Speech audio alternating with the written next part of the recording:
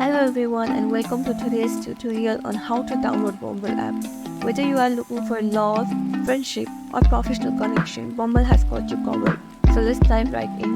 Make sure you have strong internet connection. First of all, go to Google Play Store on your device. Click on the search bar on the top of your screen. Type Bumble and press enter. Once the search is successful, you will have something like this. Click on the app to get more information.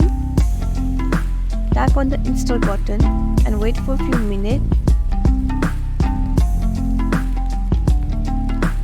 As you can see, the app has successfully been installed.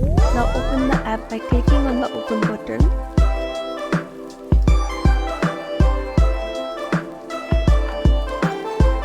And there you have Bumble on your Android. Thank you for joining me in this tutorial. If you found this video helpful, like, subscribe and share it with others. Feel free to leave any questions or feedback in the comments below.